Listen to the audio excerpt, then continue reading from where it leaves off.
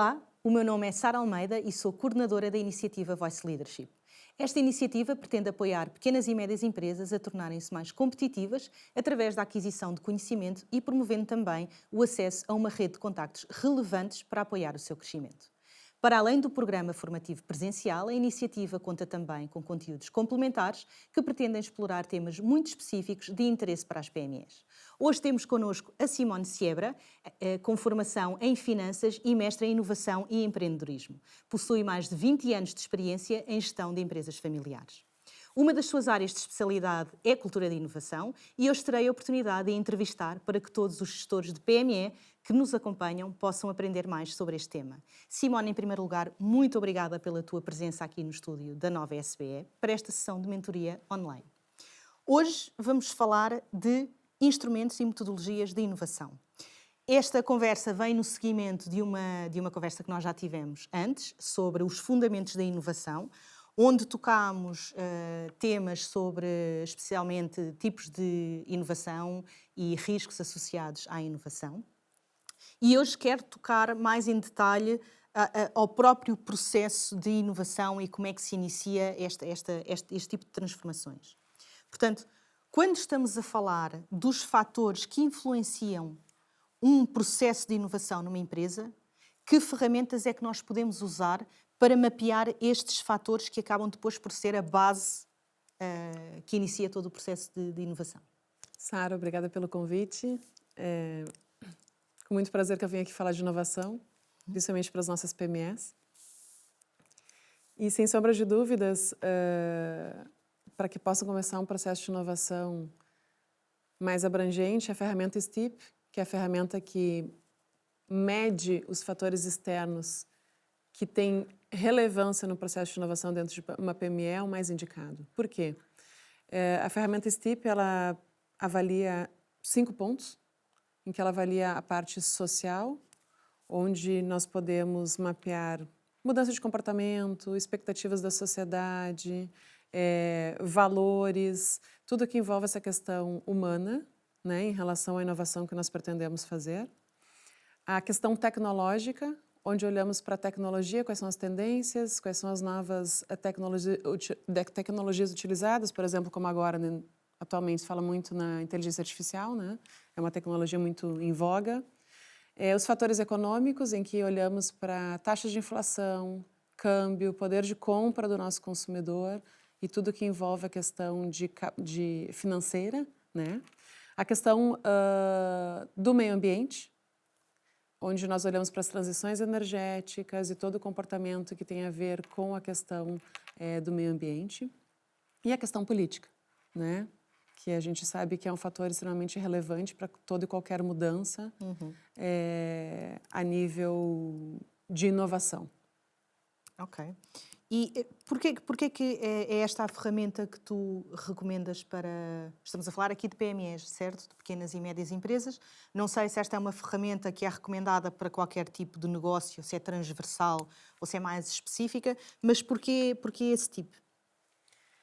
A STIP, porque ela mede, ela consegue nos medir e nos dar um cenário de tudo que é externo que possa impactar a gestão do nosso negócio e as decisões estratégicas que podemos tomar no nosso negócio. Mas não é só a STIP que nós utilizamos. Como eu havia falado no outro script, temos que olhar para aquilo que temos dentro de casa, termos dados e informações do que já temos dentro de casa. Com isso, nós usamos a ferramenta STIP para medir o que acontece lá fora. E não só isso, nós podemos complementar com tendências de mercado, o que está acontecendo. Isso a gente consegue utilizar relatórios de consultorias globais, em que divulgam gratuitamente esses relatórios de tendências de mercado, e podemos olhar tendência de consumidor, tendência de segmento, toda e qualquer tendência que quisermos pesquisar, podemos fazer através de lá. E um fato super importante aqui, que é o primeiro ponto do STIP, que é a parte do social, é termos os dados dos consumidores.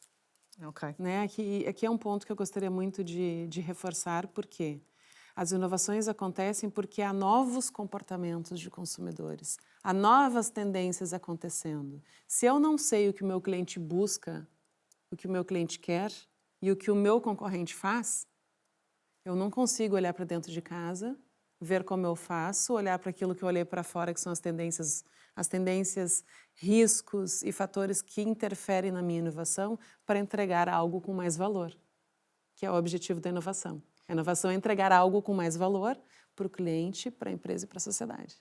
Para ter mais vantagem competitiva, Claro. não é? Portanto, a partir do momento em que nós ignoramos que existe uma concorrência, que eles podem estar a fazer algo disruptivo, que nós depois vamos ser completamente surpreendidos, nós perdemos aqui esta vantagem competitiva, ou se calhar nem sequer a conseguimos guardar ou nem sequer a conseguimos ir buscar. E quando tu falas da vantagem, desculpa, quando tu falas da vantagem competitiva, é super importante reforçar que, diferentemente do que as empresas pensam, sempre temos um concorrente, pelo menos um. Né? Pode não entregar o mesmo produto ou serviço que nós entregamos, mas é algo muito similar, então ele é nosso concorrente. Então eu preciso me diferenciar dele para me posicionar melhor. E aí eu começo a olhar para a inovação. Por isso que eu falo dela ser transversal, né? Eu olho para fora, olho para dentro, olho para o concorrente, olho para o cliente, e toda vez ela volta e eu não tenho como não olhar para esse ângulo de 360 graus. Exatamente. Porque senão eu caio em algum ponto cego e eu entro no risco. Exatamente. Até porque a globalização e a tecnologia veio um pouco tornar menos claros os limites das diferentes indústrias, certo? Uma indústria ou uma empresa que atua numa indústria já não tem como concorrente só outra empresa que atua também nessa indústria, não é? Pode haver depois um marketplace que acaba por um pouco tornar estes limites não tão claros e torna aqui uma concorrência muito maior e com muito mais clientes do que aquela que nós tínhamos visto inicialmente. E, portanto, isto é um tema que as empresas têm que ter em consideração, porque era como estavas a dizer, podemos achar que não temos concorrência, mas temos sempre pelo menos um concorrente. Claro, posso trazer um exemplo da Sograp. A Sograp é uma indústria de vinhos. Né? Ela trouxe uma cultura mais inovadora quando ela começou a trazer experiências imersivas com os vinhos dela. Então, veja bem, algo muito simples, Exatamente. em que ela olhou para o cliente dela, com certeza olhou para tendências de mercado que eu digo no âmbito geral, né? O que os consumidores e as pessoas estão procurando com todas as mudanças que acontecem a nível de globalização, tecnológico, enfim, uma série de coisas. Por isso que o STIP sempre volta no STIP, né? O STIP é externo para todo mundo, para o cliente, para nós como empresa. Então, a Sograp criou experiências imersivas. Fantástico. Sim. Né? Do vinho. Do vinho. Mas ela vende vinho. Como quantas milhares de empresas vendem vinho? Exatamente. E em relação à STIP ainda, e já te vou pedir daqui a pouco outras ferramentas que outras é que podem existir, mas em relação à STIP, como é que funciona? Nós fazemos uma vez esta avaliação destes fatores todos constituintes da STIP, ou é uma coisa que nós temos que ir revisitando? Porque o mundo muda, não é? São várias vezes por ano, uma vez por ano. O que é que tu recomendas quando estamos a usar a ferramenta STIP? Quando nós temos uma área de inovação específica, podemos fazer isso de forma mais recorrente. Mas quando vamos criar um planejamento estratégico para a área de inovação, fizemos esse mapeamento, olhamos para tudo isso com as abordagens que precisamos ter e que tenham a ver com o nosso negócio, né? E podemos atualizar isso anualmente depois, sem problema nenhum. Mas quando temos uma área de inovação mais robusta dentro de uma empresa específica, podemos fazer isso mais recorrente, né? Exatamente. E que outras ferramentas? Portanto, falámos da STIP, esta é a tua recomendação. Isto é ótimo porque acabamos por já estar aqui a passar uma ideia para as PMEs que nos estão a ver, mas que outras ferramentas é que podemos usar quando estamos a tentar introduzir um processo de inovação? Tendências de mercado fundamental, tendências de mercado de consumidor, de produto, de tecnologia, de serviço. E essas tendências de mercado, como eu havia falado, é possível obter relatórios gratuitos na internet das consultoras globais que são divulgados e ali podemos extrair um suco gigante de inovação, muitas informações relevantes e importantes para que possamos unir a nossa metodologia STIP e criar o nosso plano estratégico. Exatamente. Além disso, a pesquisa com consumidores, né? Os dados dos consumidores dos nossos clientes. Nossos clientes e possíveis clientes nossos, né? Também é super importante. Estás a tocar aqui num tema importante, porque nós estamos a falar de pequenas e médias empresas cujos recursos são limitados. Portanto, a partir do momento em que tu me dizes que existem recursos gratuitos para avaliar tendências e mudanças tecnológicas e sociais, o que é que se está a passar com o mercado, tendências de consumidor, estes recursos que tu me estás a falar são gratuitos. E existem vários na internet que vêm de consultoras de renome, cujo trabalho já foi feito, que eu posso levar para a minha PME e estudar o que é que se está a passar. Portanto, eu com poucos recursos consigo já dar um passo importante ao nível de conhecimento de mercado antes de ativar a inovação que eu quero fazer. Sem sombra de dúvida, Sara. Hoje o acesso à informação é muito fácil, né? Aquilo que nós usamos como benchmark de informação pronta, como esses relatórios, que são as tendências de mercado, que não somos nós que criamos, é o mercado, a tendência de mercado já diz, né? E por trás nós temos gigantes aí produzindo essa informação, aliados a dados de consumidores. Nós conseguimos processar isso dentro do nosso negócio, com um time, com uma pessoa, enfim, pode ser uma pessoa trabalhando nisso, reunir essa informação e olhar para dentro do nosso negócio. Olha, eu estou caminhando para aqui, mas a tendência de mercado caminha para lá. Mas os riscos que eu tenho ou oportunidades que eu tenho externas mapeadas no STIP são estes. Para onde que eu posso ir? Mas eu preciso olhar ainda para o meu consumidor, para o meu cliente e para aqueles que eu quero trazer para o meu negócio. Exatamente. O que ele está querendo, né? O que ele tem hoje, qual é a insatisfação dele, qual é a satisfação dele e o que ele busca. Volto para a pesquisa de mercado, lá a tendência de mercado, onde tem informação. Consumidores da indústria tal procuram experiências assim, procuram produtos e serviços assim ou assado. Então, aqui tu começas a criar uma grande costura de qual é o melhor caminho para tu te posicionares como um produto ou serviço mais inovador. Mais inovador. Que é algo que os consumidores e os clientes querem, certo? Querem saber que têm um produto inovador. Exato. Seja ele o produto mais simples que é comprado lá para casa, seja ele o produto mais complicado, mas aqui o importante é saber que tem inovação por trás e que existe uma pesquisa por exemplo, por trás. se eu sou uma indústria têxtil, em que eu tenho clientes e os clientes, em função das mudanças ambientais, não querem mais comprar produtos têxteis que não sejam sustentáveis. Exato. O que eu vou fazer para me posicionar? Eu preciso encontrar uma matéria-prima que seja sustentável e que seja mais verde. Exatamente. Sustentabilidade, neste momento, é uma motivação muito grande para inovar. Não é? Com Todas certeza. estas tendências. E falando agora numa questão importante para qualquer empresa que está a passar por um processo de transformação, falamos de construção de cenários, não é? Esta construção de cenários, eu vou para ali, acontece isto, eu vou para aqui, acontece isto, ou se eu não fizer nada, o que é que se passa? Que também é um cenário que às vezes nos esquecemos de construir, não é? O que é que acontece se eu não fizer nada e continuar o caminho que eu estou a fazer? Quão importante é a construção de cenários para um processo de inovação? Uau, agora chegou num ponto que eu amo, né? Afinal, com background de finanças, falar em cenários são as ferramentas número 1 que eu utilizo. E quando tu associas isso à inovação é extremamente importante, né? É quase que colocar um cenário econômico com um cenário de inovação em cima e ver o que acontece. Então, eu costumo dizer que temos que sempre ter 3 cenários, cenário A, B e C.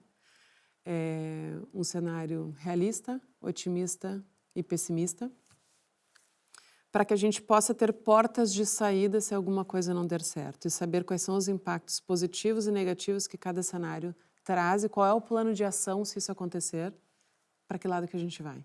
Então, é extremamente importante isso, né? A construção de cenários, nós procuramos materializar riscos e oportunidades e aprendemos e conseguimos com isso olhar para as oportunidades e potencializar elas, né? Trazendo mais resultado, mais valor agregado para essa inovação.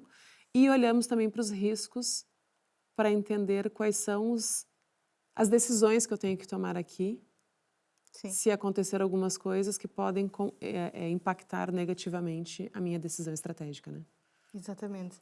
Tocaste aqui num tema importante, que é a porta de saída, não é? Às vezes, lá está, aqueles cenários que nós estávamos aqui a falar, que depois são trabalhos muito importantes que têm que ser feitos, não só financeiramente, como estavas a dizer, ao nível de um cenário financeiro, um cenário ao nível de vendas e um cenário ao nível de inovação. qualquer uma destas situações precisa de uma porta de saída. Porque o mundo muda a uma velocidade que nós não estamos a conseguir, às vezes, acompanhar. Portanto, é preciso arranjar aqui uma escapatória. Sim, e aqui na construção de cenários, né, antigamente fazíamos planejamento para 5 anos. Hoje não é hipótese, né? Tu até podes fazer, mas o planejamento tem que ser atualizado constantemente. E quando falamos de cenários, construção de cenários e planejamento, seja ele financeiro, estratégico, de inovação, volto de novo a falar que um planejamento, uma construção de cenário é alimentada com dados e com informações que coletamos. Dados que nós temos dentro de casa, no nosso negócio, dados e informações que buscamos lá na STIP, lá nas tendências de mercado, lá no comportamento do consumidor. Reunimos tudo isso como uma receita de bolo, de chocolate, e construímos um cenário. Às vezes o bolo pode ser bom, às vezes mais ou menos, e às vezes muito bom, né? Exatamente. Essa é a construção de cenário, é como fazer uma receita de bolo. E isto é uma mensagem positiva, não é? Porque na construção de cenários nós temos um pessimista. Sim. Isto é uma coisa que eu costumo dizer muito. Quando estamos a construir cenários, há um pessimista, que é o de saída, não é? Mas há um otimista, onde nós temos que acreditar sempre que é possível chegar e é o nosso trabalho lá chegar, e depois há um realista que é acompanhando o que é que o mercado está a fazer. Exato.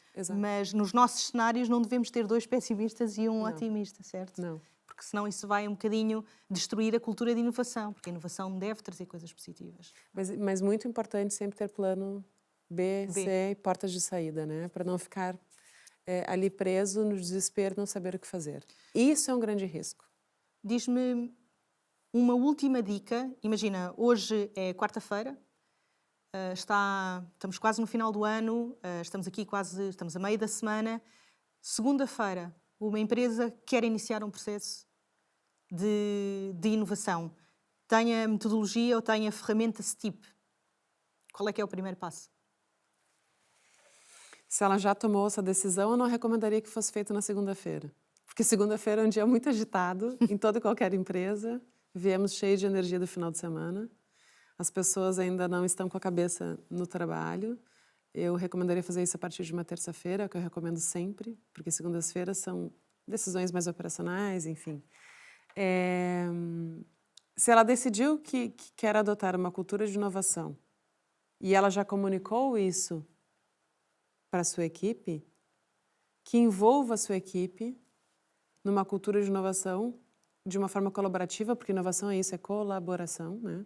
E existe a inovação interna e a inovação aberta, em que a gente faz trocadilhos de inovação com outras empresas e com outros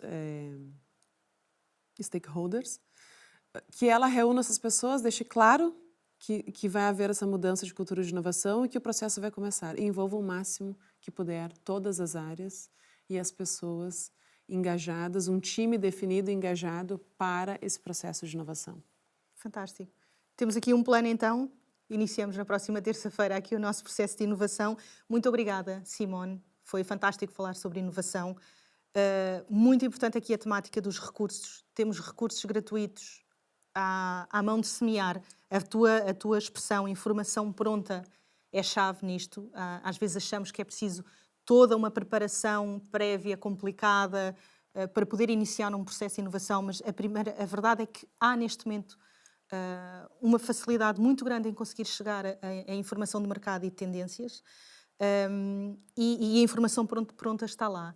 A porta de saída na nossa construção de cenários é importante para não ficarmos presos, como estavas a dizer, e inovação é colaboração. Fico com esta última frase, para começarmos na próxima terça-feira o nosso processo de inovação. Muito obrigada pela tua presença. Obrigada, Sara. Até breve. Até breve.